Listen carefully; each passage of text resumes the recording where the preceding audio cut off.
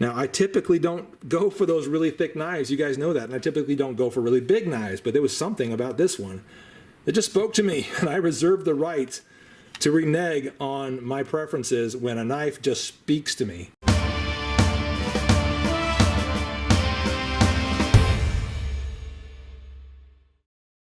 What's up, guys? It's a late Boy Scout with my review of the Benchmade 808 Loco, a big, bad old blade for what? Tactical EDC? Well, we'll get to that. This is a pretty sweet knife. I spotted it at SHOT Show 2015 and was really impressed. Thanks to Benchmade, by the way, for sending me this sample to review.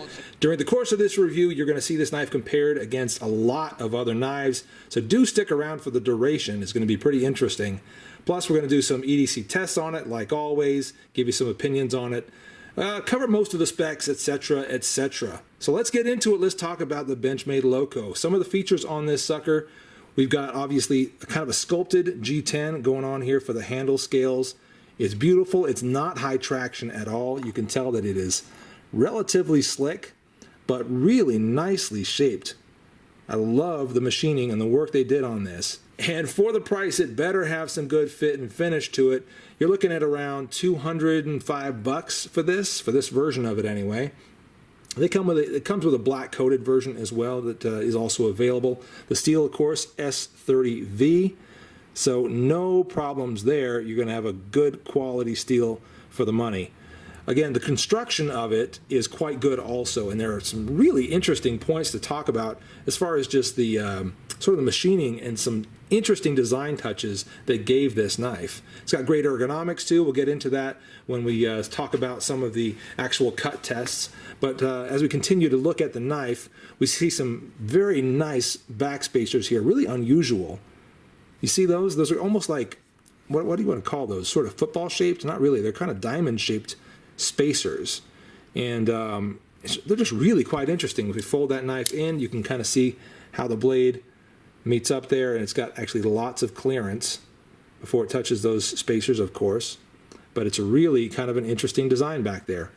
Also, you've got a big generous lanyard hole, as you can tell, which is kind of an hourglass shaped, really interesting as well. I do have a small lanyard on here. I do put these on some of my EDC knives, not all, a handful of them. It's a Chinese box knot, if I have that right. Anyway, I like to have sometimes just enough to kind of grab it with the tips of my fingers. I'll put a longer lanyard on there in rare cases, such as on this one, the Rat Model 1. Got a nice long one there. That's more for outdoor use, though, and that's kind of the point of that little lanyard. Of course, it is the axis lock, as you can plainly tell right there, but it's got some interesting, again, features to it. We've got kind of an interesting shape going on there, where they've kind of ground away the top and these two sides, give it this sort of triangular, really interesting shape to it. How does that feel for actuating and using the axis lock? Well, it is a bit different, I'll tell you that.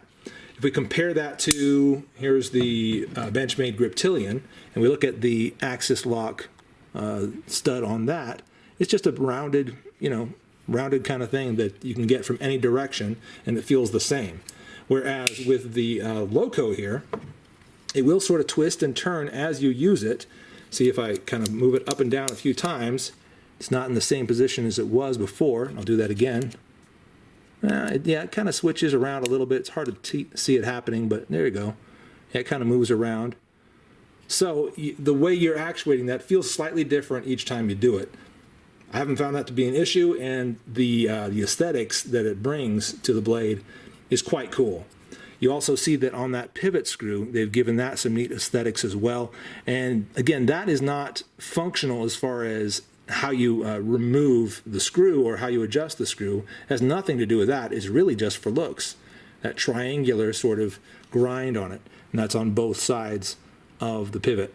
Of course, that is a Torx screw down there in the center of it, so you can easily take this knife apart if you had to, or just send it into Benchmade, let them do the maintenance for you, which they obviously do with their Life Sharp and other services.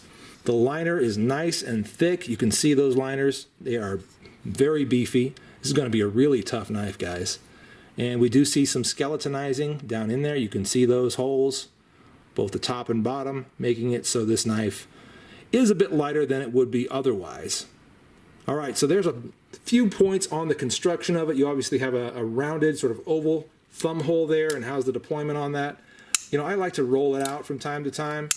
You can flick it out as well. Feels just as good as any other deployment hole you've ever used, probably. Works well. You can also just kind of use that access lock to toss it open and let it close. Works well. Pocket clip on it, deep carry. Some of the new Benchmades come with this type of pocket clip. It's excellent. It works really well. This one has, I think it's gotten a slightly bit looser. Yeah, it caught on something the other day, and I noticed that it didn't retain quite as well. Good news is I can easily remove that, bend it back myself. Also, if I need to, I can call Benchmade up and say, hey, send me a new pocket clip because this one sucks, and they do that for free. So that's really cool. Obviously, it's reversible, but only for tip up. Cannot carry it tip down because there's no attachment point up there. Aesthetically, it's a really, really sweet knife. I love the look of it. I really do. And ergonomically, it's pretty fantastic too. You can see that it's got this very forward-leaning blade, kind of a horseshoe type of a design going on, where it again kind of locks back into your hand, brings that blade that much more forward when you're actually using it. In hand, it feels really, really nice because of that handle design.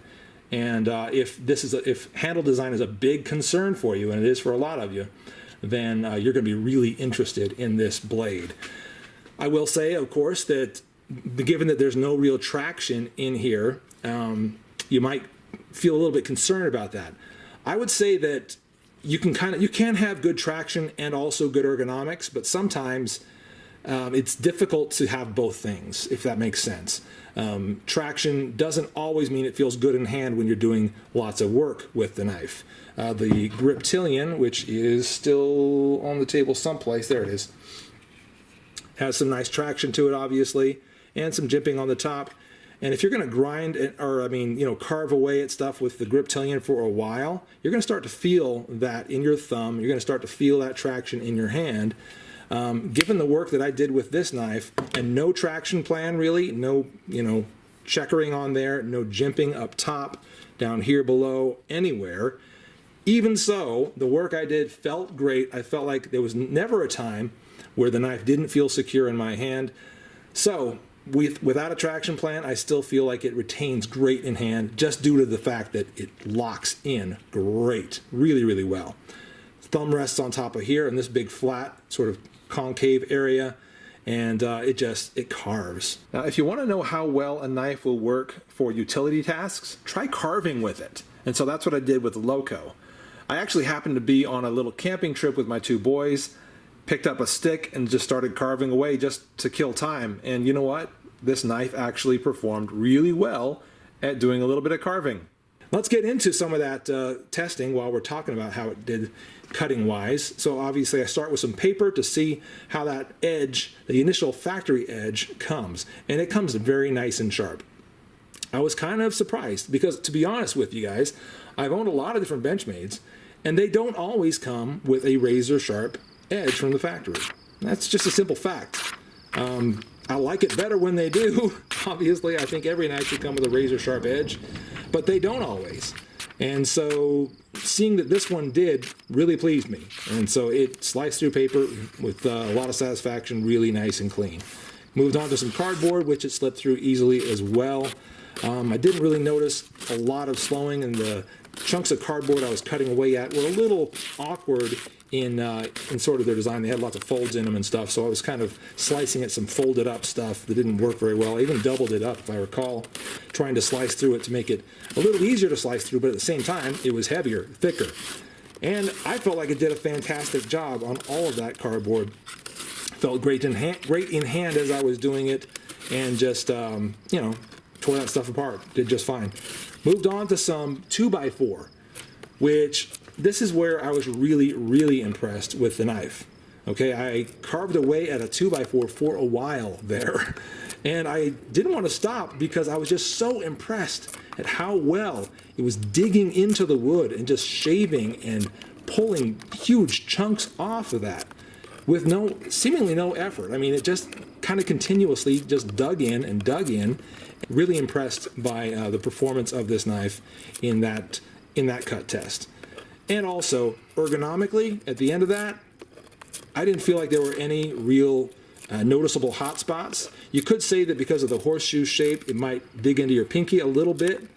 However, if you let that pinky go a little bit and just not, try to wrap it around there too much, because you do have so much to hold on to otherwise, you can bear down on whatever it is, and it feels quite comfortable and just extremely effective. Moving on, let's talk about some other blades that compete directly against this and compete very well for your EDC dollars.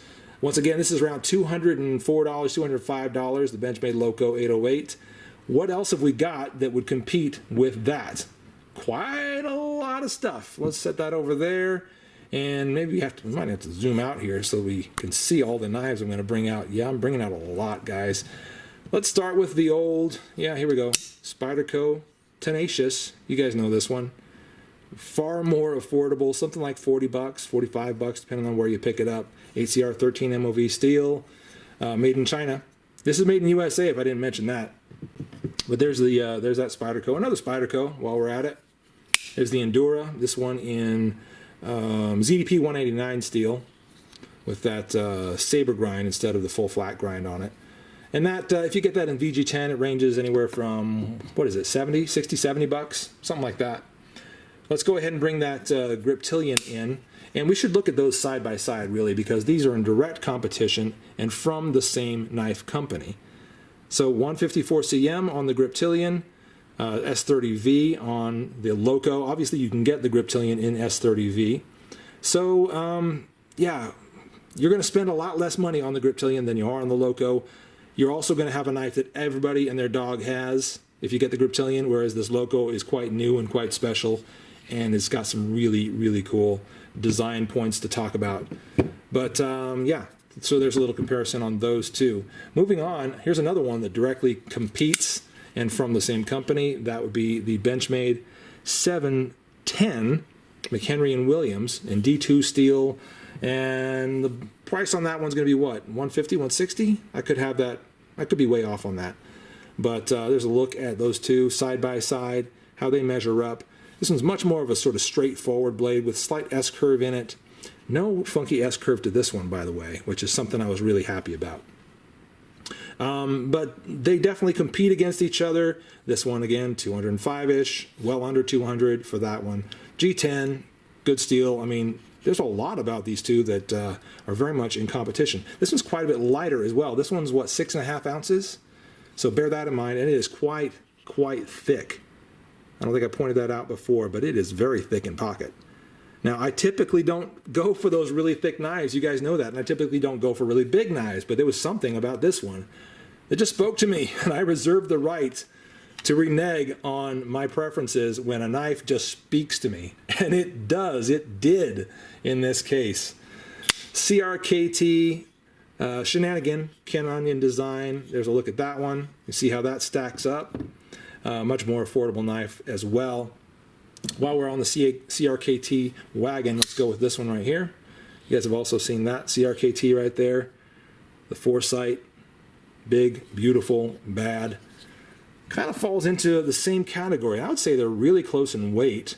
The Loco feels a little bit heavier, but look at that. Blade-wise, the girth and the thickness of those two blades, handle thickness, very, very much in the same category. Really good side-by-side comparison here.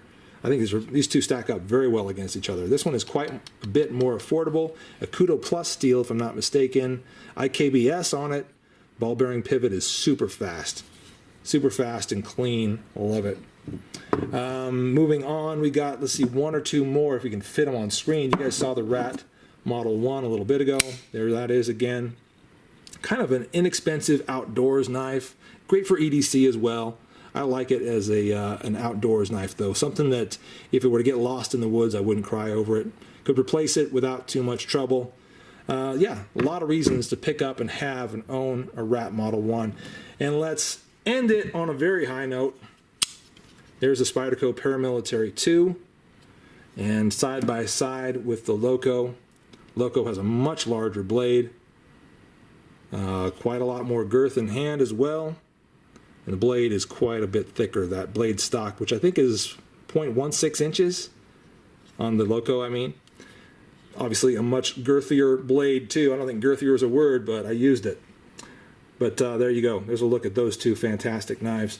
So as I said before, Benchmade did send me this knife for review, and I hope you guys know by now that whether I receive a knife from somebody or I purchase it myself, the criticisms I will level against it and or the raves that I will give it always come from the heart, guys. You should know that about me by now. And if you don't realize that, then I don't know what else I can do for you. Simple fact is, I'm interested in knives that I'm interested in. I'm not interested in knives that I'm not interested in. And I just won't roll it in front of the camera unless it really spoke to me and got my attention in a genuinely cool way. And the Benchmade 808 Loco absolutely did that. And at $204, you're going to have to decide for yourself if this is anywhere near worth it to you. But as for me, I think this is a fantastic knife. They've got something really cool here. I would love to see a mini version of the Loco at some point, a mini Loco. I think that would sell really well. Maybe mark that down in price to, I don't know, $175 or something. Maybe even come out with a different steel, M390 or something like that. But I could see this being a part of the Benchmade collection for many, many years to come and just be a standard that people go to. So there you go, guys. That is my review of the Benchmade 808 Loco. Really impressed. Thanks for watching, and I'll see you later. This is a cool knife. It's a 4300 CLA Composite Light Auto. It's the first composite auto we've done. It's actually cartridge liners and an automatic system with G10 scales. You see the really thin, nice profile on that. It's got a deep carry pocket clip.